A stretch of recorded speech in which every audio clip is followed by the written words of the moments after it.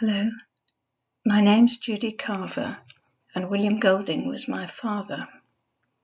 I was 9 when Lord of the Flies was published, so it's been around most of my life. And as you can imagine, I've thought about it quite a lot. Here is the original cover of Lord of the Flies, published in hardback by Faber in 1954.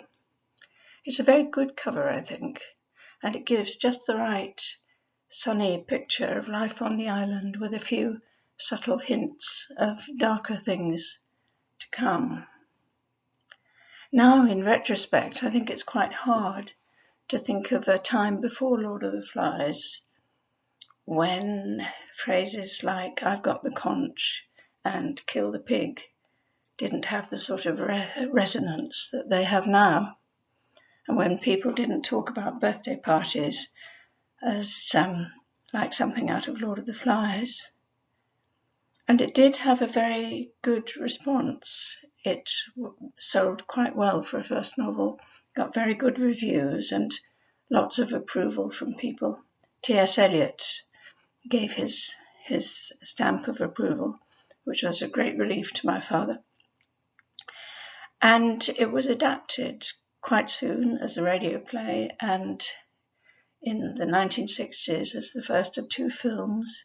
It's been made into a play and a ballet, and in some ways I think it suffers from our feeling that it was perhaps inevitable that somebody should write that book.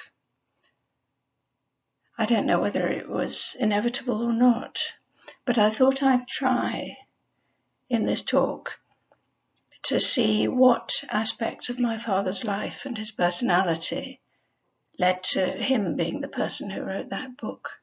Why did that person write this particular book? This is a photograph of my father by one of the great photographers of the 20th century, a man called Cecil Beaton.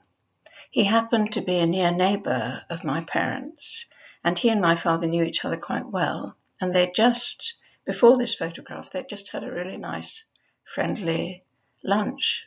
Also, my father was quite a cheerful, sociable, quite jolly man, very friendly. And it's interesting that this photograph doesn't reflect that at all. And I think that's because Cecil Beaton knew what he wanted to get out of this photograph. He wanted a picture of my father, the writer. And so it's clear, I think, he told my father to look straight at the camera, not to smile. And he's got him gazing through this beaded curtain as if he's looking through all the illusions that we have as human beings and seeing straight to the core of our human nature.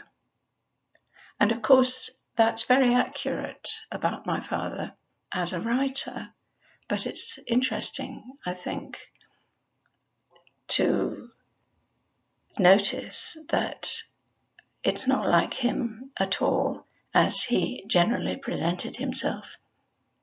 But Cecil Beaton has to be given great credit, I think, for showing this astoundingly accurate picture of the writer. Here's another photo of my father, taken in 1958, 4 years after Lord of the Flies was published. It's taken on our boat, a rather ramshackle one, and my father is standing on the tiller, steering the boat with his feet so that he can see over the sail and the rest of the rigging to steer the boat up this very narrow channel in a place called Beaulieu River. And he's dressed quite shabbily in clothes left over from the war. And you might think he doesn't really care how he looks.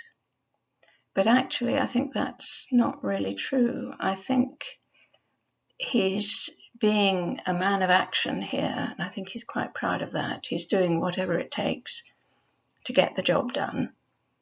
And he's rather picturesquely posed but that's all part of it as far as he is concerned. And so I think he and this friend, Lynn, who had come sailing with us, have slightly conspired to give this very carefully composed but seemingly artless photograph. I mean, there's a lot of red very carefully positioned in the picture, and I think that's not an accident. So I think this is another side of my father, slightly exhibitionist and very extrovert, and definitely the man of action. Do these qualities add up to the author of Lord of the Flies? I think we need to consider another one. To these qualities, he added a habit of self-examination.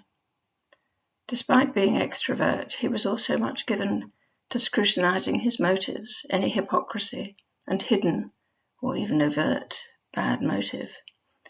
He examined his worst aspects, and he was very hard on himself. And from this, and from his experiences in the war, fighting on the side of the Allies against Nazi Germany, emerged his core statement about Lord of the Flies. Anyone who believes that he cannot be a Nazi deludes himself. He often said that the Allied forces in the Second World War fought a just war, if there ever was one. And he says in his essay Fable that the Nazis did things, quote, from which I still have to avert my mind, lest I should be physically sick, end quote. Nevertheless, he seems to have believed that it was a geographical accident that he was on the right side against the Nazis. I know this because he wrote about it a great deal. He mentions it in his journal. He says it's a very important thing that people should realize. It's hard to read, and I still find it very hard to believe. I don't actually think that he meant he was unusual in this respect. Quite the opposite. I think he meant to warn people about their own capacities for evil, and especially about the capacity for self-delusion. Besides this urge to know himself, bad qualities and good, he had many fears, although he was actually rather a brave man. He was afraid of the dark and of ghosts, and this was true all his life, until he was an old man. He was terrified of spiders. He was afraid of heights, enclosed spaces, injections, and many, many other things. He lived many of the emotions and experiences that he portrays characters enduring in his novels. My father as a child had a great refuge from these fears in the person of his father, Alec. And this is a picture of my grandfather, Alec, reading to his two sons, Jos on the left, and my father, who was always called Billy as a child, on the right. And I think you can see in this picture something of the security that Alec gave his children, and indeed his wife as well, actually. And this partly came from his beliefs and partly from his character. And I'll talk about the family life that my father grew up in the next talk. Thank you. My thanks are due to the people and institutions listed here, especially to Nicola Presley. This is the address of our website, which contains quite a lot of information about my father and about Lord of the Flies, but also about his other novels. And there is also a specific link which gives support for students and teachers. So please do have a look. Thank you.